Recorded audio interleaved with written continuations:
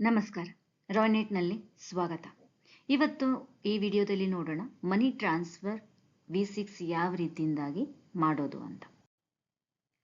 ಮೊದಲಿಗೆ CSP ಅಂದರೆ agent ತಮ್ಮ KYC ಯನ್ನು V6ನಲ್ಲಿ ಮಾಡತಕ್ಕದ್ದು. KYC ಆದ ಮೇಲೆ 24 ಗಂಟೆ ಒಳಗಡೆ ಇದಕ್ಕೆ ಅಪ್ರೂವಲ್ ಸಿಗುತ್ತದೆ. ಅಪ್ರೂವಲ್ ಆದ ಮೇಲೆ ಕಸ್ಟಮರ್ ತಮ್ಮ ಅಕೌಂಟನ್ನು ಇಲ್ಲಿ ಓಪನ್ ಮಾಡತಕ್ಕದ್ದು. ಅಕೌಂಟ್ ಓಪನ್ ಮಾಡಿದ ಮೇಲೆ ಅಪ್ರೂವಲ್ ಸಿಗುವುದಕ್ಕೆ 4 ಗಂಟೆಗಳು ಬೇಕಾಗುತ್ತದೆ. ಒಂದು ಸಲ ಅಪ್ರೂವಲ್ ಆದ ಮೇಲೆ 3 ಲಕ್ಷ ರೂಪಾಯಿ ಅಮೌಂಟ್ನ ಟ್ರಾನ್ಸ್ಫರ್ ಮಾಡಬಹುದು ತಿಂಗಳಿಗೆ. ನೋಡೋಣ ಬನ್ನಿ ಮನಿ ಟ್ರಾನ್ಸ್ಫರ್ ಯಾವ ರೀತಿಯಿಂದಾಗಿ ಮಾಡೋದು ಅಂತ. ಮೊದಲಿಗೆ CSP ಐಡಿಯನ್ನು ಲಾಗಿನ್ ಮಾಡ್ತಾರೆ. ಪೋರ್ಟಲ್ ಓಪನ್ ಮಾಡಾದ ಮೇಲೆ ಸರ್ವಿಸ್ನಲ್ಲಿ ಹೋಗಿ ಸರ್ವಿಸ್ನಲ್ಲಿ DMT ಡೊಮೆಸ್ಟಿಕ್ ಮನಿ ಟ್ರಾನ್ಸ್ಫರ್ ಮೇಲೆ ಕ್ಲಿಕ್ ಮಾಡಿ ಅದಾದ ಮೇಲೆ ಮನಿ ಟ್ರಾನ್ಸ್ಫರ್ V6 ಮೇಲೆ ಕ್ಲಿಕ್ ಮಾಡತಕ್ಕದ್ದು. ಮೊದಲಿಗೆ ಸೆಂಡರಿನ ನಂಬರ್ ಅಂದರೆ ಗ್ರಾಹಕರ ಮೊಬೈಲ್ ನಂಬರನ್ನು ಎಂಟರ್ ಮಾಡ್ತೀರಾ. ಎಂಟರ್ ಮಾಡಿ ಗೋ ಮೇಲೆ ಕ್ಲಿಕ್ ಮಾಡತಕ್ಕದ್ದು. ಗೋ ಮೇಲೆ ಕ್ಲಿಕ್ ಮಾಡಿದ ಮೇಲೆ ಪಾಪಪ್ ಶೋ ಆಗುತ್ತದೆ. ಇಲ್ಲಿ your onboarding is not completed, please complete your onboarding. Okay ಮೇಲೆ ಕ್ಲಿಕ್ ಮಾಡಿ ನಂತರ ಅಪ್ಲೈ ಮೇಲೆ ಕ್ಲಿಕ್ ಮಾಡಿ. ಇಲ್ಲಿ ನೀವು ಡಿವೈಸ್ ಸೆಲೆಕ್ಟ್ ಮಾಡ್ತೀರಾ. ಡಿವೈಸ್ ಸೆಲೆಕ್ಟ್ ಮಾಡಿದ ಮೇಲೆ ಪಕ್ಕದಲ್ಲಿರುವ ಥಂಬ್ ಇಂಪ್ರೆಷನ್ ಮೇಲೆ ಕ್ಲಿಕ್ ಮಾಡಿ ಸಬ್ಮಿಟ್ ಮೇಲೆ ಕ್ಲಿಕ್ ಮಾಡಿದ ಮೇಲೆ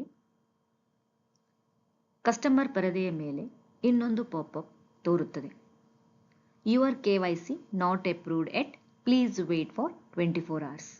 ಇದು CSPಯ ಆನ್ಬೋರ್ಡಿಂಗ್ KYC ಆಗಿರುತ್ತದೆ. ಇದಕ್ಕೆ ನೀವು 24 ಗಂಟೆ ವೇಟ್ ಮಾಡಬೇಕಾಗುತ್ತೆ ಅಪ್ರೂವ್ಗೋಸ್ಕರ. ಏಜೆಂಟ್ KYC ಆದ ಮೇಲೆ ಅಂದರೆ 24 ಗಂಟೆ ಆದ ಮೇಲೆ KYC ಅಪ್ರೂವ್ ಆಗಿರುತ್ತದೆ. ಅಪ್ರೂವ್ ಆದ ಮೇಲೆ ನೀವು DMT V6 ಪೈಪ್ಲೈನ್ ಮೇಲೆ ಕ್ಲಿಕ್ ಮಾಡಿದಾಗ ನಿಮಗೆ ಈ ರೀತಿಯಿಂದಾಗಿ ಒಂದು ಪಾಪಪ್ ಅನ್ನು ನೋಡಬಹುದು. Customer account is not opened successfully at, kindly complete customer account open process ಅಂತ. ಓಕೆ ಮೇಲೆ ಕ್ಲಿಕ್ ಮಾಡ್ತೀರಾ. ಪೈಪ್ಲೈನ್ V6 ಅಲ್ಲಿ ಗ್ರಾಹಕರ ಅಕೌಂಟ್ ಓಪನ್ ಮಾಡತಕ್ಕದ್ದು. ಓಕೆ ಮೇಲೆ ಕ್ಲಿಕ್ ಮಾಡಿದಾಗ ಈ ರೀತಿಯಿಂದಾಗಿ ನೀವು ನೋಡಬಹುದು. ಓಪನ್ ಅಕೌಂಟ್ ಮೇಲೆ ಕ್ಲಿಕ್ ಮಾಡಿ. ಇಲ್ಲಿ ನೀವು ಕಸ್ಟಮರ್ ಅಂದರೆ ನಿಮ್ಮ ಗ್ರಾಹಕರ ಮೊಬೈಲ್ ನಂಬರನ್ನು ಎಂಟರ್ ಮಾಡ್ತೀರಾ. ಸರ್ಚ್ ಮೇಲೆ ಕ್ಲಿಕ್ ಮಾಡಿ. ಅಕೌಂಟ್ ಓಪನ್ ಮಾಡೋಕ್ಕೆ KYC ಇಲ್ಲಿ ಮಾಡತಕ್ಕದ್ದು. KYC ಮೇಲೆ ಕ್ಲಿಕ್ ಮಾಡ್ತೀರಾ. ಗ್ರಾಹಕರ ಅಕೌಂಟ್ ಓಪನ್ ಮಾಡುವುದಕ್ಕೆ ಮೊದಲಿಗೆ ಕಸ್ಟಮರ್ ಆಧಾರ್ ಕಾರ್ಡ್ ನಂಬರನ್ನು ಎಂಟರ್ ಮಾಡ್ತೀರಾ. ಅದಾದ ಮೇಲೆ ಡಿವೈಸ್ ಅಂದರೆ ನಿಮ್ಮ ಹತ್ತಿರ ಯಾವುದು ಬಯೋಮೆಟ್ರಿಕ್ ಡಿವೈಸ್ ಇರುತ್ತೋ ಅದನ್ನ ಇಲ್ಲಿ ನೀವು ಸೆಲೆಕ್ಟ್ ಮಾಡ್ತೀರಾ. ಸೆಲೆಕ್ಟ್ ಆದ ಮೇಲೆ ಕೊಟ್ಟಿರುವಂತಹ ಥಂಬ್ ಇಂಪ್ರೆಷನ್ ಮೇಲೆ ಕ್ಲಿಕ್ ಮಾಡಿ ಕಸ್ಟಮರ್ದು ಬಯೋಮೆಟ್ರಿಕ್ ಅಂದರೆ ಹೆಬ್ಬೆರಳಿನ ಗುರುತು ತಗೊಳ್ತೀರಾ. ತಗೊಂಡಾದ ಮೇಲೆ agri the terms and condition ಮೇಲೆ ಕ್ಲಿಕ್ ಮಾಡಿ ಪ್ರೊಸೀಡ್ ಮೇಲೆ ಕ್ಲಿಕ್ ಮಾಡಿ. ನಂತರ ಕಸ್ಟಮರ್ ಅಂದರೆ ಗ್ರಾಹಕರ ಆಧಾರ್ ಕಾರ್ಡಿನ ಅನುಸಾರವಾಗಿ ಇಲ್ಲಿ ನಿಮಗೆ ಭಾವಚಿತ್ರ ಅಂದರೆ ಕಸ್ಟಮರ್ನ ಫೋಟೋ ಇಲ್ಲಿ ನಿಮಗೆ ಫೆಚ್ ಆಗುತ್ತದೆ ಆಧಾರ್ ಕಾರ್ಡಿಂದ. ಅದಾದ ಮೇಲೆ ಪರ್ಸನಲ್ ಡೀಟೇಲ್ ಅಂದರೆ ಕಸ್ಟಮರಿನ ಪರ್ಸನಲ್ ಡೀಟೇಲ್ ನೀವು ಇಲ್ಲಿ ಎಂಟರ್ ಮಾಡಬಹುದು.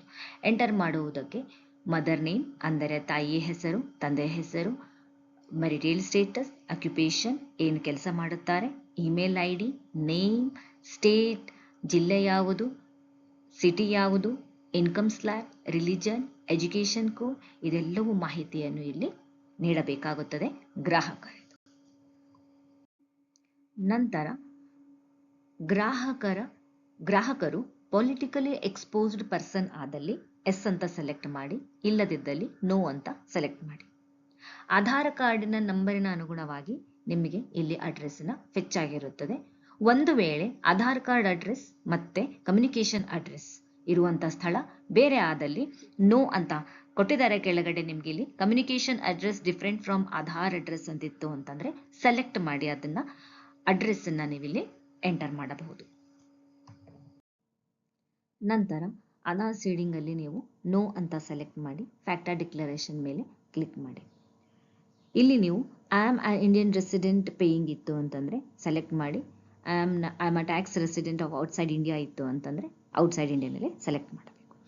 ಅದಾದ ಮೇಲೆ agri the terms and condition ಮೇಲೆ ಕ್ಲಿಕ್ ಮಾಡಿ. ಒಂದು ವೇಳೆ ಕಸ್ಟಮರ್ ಹತ್ತಿರ ಪ್ಯಾನ್ ಕಾರ್ಡ್ ಅವೈಲೇಬಲ್ ಇತ್ತು ಅಂತಂದರೆ available PAN card number, PAN card ಮೇಲಿರೋಂಥ ನೇಮ್ ಮತ್ತೆ ಪ್ಯಾನ್ ಕಾರ್ಡ್ ಅಲ್ಲಿರೋಂಥ ಡೇಟ್ ಆಫ್ ಬರ್ತ್ನ ಎಂಟರ್ ಮಾಡ್ತೀರಿ. ಒಂದು ವೇಳೆ ಕಸ್ಟಮರ್ ಹತ್ತಿರ ಅಂದರೆ ಗ್ರಾಹಕರ ಹತ್ತಿರ ಪ್ಯಾನ್ ಕಾರ್ಡ್ ಅವೈಲೇಬಲ್ ಇಲ್ಲ ಅಂದಲ್ಲಿ ಫಾರ್ಮ್ 60ನ ಸೆಲೆಕ್ಟ್ ಮಾಡಿಕೊಂಡು ಫಾರ್ಮ್ 60 ಫಾರ್ಮ್ನ ನೀವಿಲ್ಲಿ ಭರಿಸಬೇಕಾಗುತ್ತದೆ. ನಂತರ ಗ್ರಾಹಕರ ನಾಮಿನಿ ಡೀಟೇಲ್ಸ್ನ ಎಂಟರ್ ಮಾಡತಕ್ಕದ್ದು. ಗ್ರಾಹಕರ ನಾಮಿನಿ ಡೀಟೇಲ್ ಎಂಟರ್ ಮಾಡಬೇಕಾದಲ್ಲಿ ನಾಮಿನಿ ನೇಮ್, ಗ್ರಾಹಕರಿಗೆ ನಾಮಿನಿ ಏನಾಗುತ್ತದೆ ಅಂದರೆ ರಿಲೇಷನ್ ಅನ್ನ ಎಂಟರ್ ಮಾಡ್ತೀರಾ. ಸಿಸ್ಟರ್ ಇರ್ಬೋದು, ಮದರ್ ಇರ್ಬೋದು, ಫಾದರ್ ಇರ್ಬೋದು, ಯಾರಿಗೆ ನಾಮಿನಿ ಕೊಡ್ತಾ ಇದ್ದಾರೆ ಅವರ ನಾಮಿನ ಎಂಟರ್ ಮಾಡ್ತೀರಾ. ಡೇಟ್ ಆಫ್ ಬರ್ತ್ ಮತ್ತೆ ಅಡ್ರೆಸ್ನ ಎಂಟರ್ ಮಾಡಬಹುದು.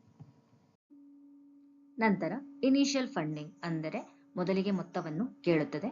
10 ರೂಪಾಯಿ ಮ್ಯಾಕ್ಸಿಮಮ್, ಮಿನಿಮಮ್ 10 ರುಪೀಸ್ನ ಇಲ್ಲಿ 10 ರೂಪಾಯಿನ ತಗೊಳ್ಳುತ್ತದೆ. ಈ ಅಮೌಂಟು CSPಯ ವ್ಯಾಲೆಟ್ ಇಂದ ಕಡಿತಗೊಳಿಸಲಾಗುತ್ತದೆ. ನಂತರ ಅಥೆಂಟಿಕೇಶನ್ ಸಲುವಾಗಿ ಡಿವೈಸ್ನ ಸೆಲೆಕ್ಟ್ ಮಾಡ್ತೀರಾ. ಬಯೋಮೆಟ್ರಿಕ್ ಡಿವೈಸ್ನ ಸೆಲೆಕ್ಟ್ ಮಾಡಿ ಅದಾದಮೇಲೆ ಕೊಟ್ಟಿರುವಂಥ ಥಂಬ್ ಇಂಪ್ರೆಷನ್ ಇದೆಯಲ್ಲ ಇದರ ಮೇಲೆ ಕ್ಲಿಕ್ ಮಾಡ್ತೀರಾ. ಮತ್ತೆ ಕಸ್ಟಮರ್ ಮೊಬೈಲ್ ನಂಬರ್ಗೆ OTP ಅನ್ನು ಸೆಂಡ್ ಮಾಡಿಸ್ತೀರಾ. ನಂತರ ಗ್ರಾಹಕರ ಪ್ಯಾನ್ ಕಾರ್ಡ್ ಅಪ್ಲೋಡ್ ಮಾಡಿ ಚೂಸ್ ಫೈಲ್ ಮೇಲೆ ಕ್ಲಿಕ್ ಮಾಡಿ ಕಸ್ಟಮರ್ದು ಅಂದರೆ ಗ್ರಾಹಕರ ಪ್ಯಾನ್ ಕಾರ್ಡ್ ಅಪ್ಲೋಡ್ ಮಾಡಿ ಸಬ್ಮಿಟ್ ಮೇಲೆ ಕ್ಲಿಕ್. ಅದಾದ ಮೇಲೆ V6 ಅಲ್ಲಿ ಅಕೌಂಟ್ ಓಪನ್ ಸಕ್ಸಸ್ಫುಲಿ ಅಂತ ನಿಮ್ಗೆ ಇಲ್ಲಿ ತೋರುತ್ತದೆ. SMS ಕೂಡ ರಿಸೀವ್ ಆಗುತ್ತೆ ಕಸ್ಟಮರ್ ಮೊಬೈಲ್ ನಂಬರ್ಗೆ. ಸೊ ಈ ಅಕೌಂಟ್ನ ಅಪ್ರೂವಲ್ಗೋಸ್ಕರ 4 ಗಂಟೆಗಳು ಬೇಕಾಗುತ್ತದೆ. ಒಮ್ಮೆ ಗ್ರಾಹಕರ ಅಕೌಂಟ್ ಓಪನ್ ಆದ ಮೇಲೆ ಅಕೌಂಟ್ ಆಕ್ಟಿವೇಶನ್ಗೋಸ್ಕರ 4 ಗಂಟೆಗಳು ತೆಗೆದುಕೊಳ್ಳಲಾಗುತ್ತದೆ. ಸೊ CSP ಎಷ್ಟು ಜನ ಕಸ್ಟಮರ್ದು ಅಕೌಂಟ್ನ ಓಪನ್ ಮಾಡಿರುತ್ತಾರೋ ಅದನ್ನು ಸ್ಟೇಟಸ್ನ ಚೆಕ್ ಮಾಡಬೇಕು ಅಂತಂದಾಗ ಸರ್ವಿಸಲ್ಲಿ ಹೋಗಿ DMT ಮೇಲೆ ಕ್ಲಿಕ್ ಮಾಡಿ ಪುನಃ V6 ಮೇಲೆ ಕ್ಲಿಕ್ ಮಾಡಿ ಸರ್ಚ್ ಮೇಲೆ ಕ್ಲಿಕ್ ಮಾಡಿದಾಗ ನಿಮಗೆ ಎಷ್ಟು ಅಕೌಂಟ್ ಓಪನ್ ಮಾಡಿರ್ತೀರೋ ಆ ಅಕೌಂಟ್ ಸ್ಟೇಟಸ್ನ ನೀವಿಲ್ಲಿ ನೋಡಬಹುದು. ಒಮ್ಮೆ ಗ್ರಾಹಕರ ಅಕೌಂಟ್ ಆಕ್ಟಿವೇಶನ್ ಆದ ಮೇಲೆ ಮನಿ ಟ್ರಾನ್ಸ್ಫರ್ ಯಾವ ರೀತಿಯಿಂದಾಗಿ ಮಾಡುತ್ತೀರಾ. ಸೊ ಸರ್ವಿಸ್ ಅಲ್ಲಿ ಕ್ಲಿಕ್ ಮಾಡಿ, ಸರ್ವಿಸ್ ಮೇಲೆ ಡೊಮೆಸ್ಟಿಕ್ ಮನಿ ಟ್ರಾನ್ಸ್ಫರ್ ಮೇಲೆ ಕ್ಲಿಕ್ ಮಾಡಿ, ಅದಾದ ಮೇಲೆ ಪುನಃ V6 ಮೇಲೆ ಕ್ಲಿಕ್ ಮಾಡಿ ಮನಿ ಟ್ರಾನ್ಸ್ಫರ್ V6 ಮೇಲೆ ಕ್ಲಿಕ್ ಮಾಡಿದಾಗ ಇಲ್ಲಿ ನೀವು ಮೊಬೈಲ್ ನಂಬರ್ ಅಂದರೆ ಗ್ರಾಹಕರ ಮೊಬೈಲ್ ನಂಬರ್ ಎಂಟರ್ ಮಾಡ್ತೀರಾ. ಗೋ ಮೇಲೆ ಕ್ಲಿಕ್ ಮಾಡ್ತೀರಾ. ನೇಮು ನಿಮ್ಗೆ ಇಲ್ಲಿ ಶೋ ಆಗುತ್ತದೆ. ಅದಾದ ಮೇಲೆ ಅವೈಲೇಬಲ್ ಲಿಮಿಟ್ ಮಂತಲ್ಲಿ ಅಂದರೆ ತಿಂಗಳಿಗೆ 3 ಲಕ್ಷ ರೂಪಾಯಿ ನಿಮಗೆ ಲಿಮಿಟು ಸಿಗುತ್ತದೆ.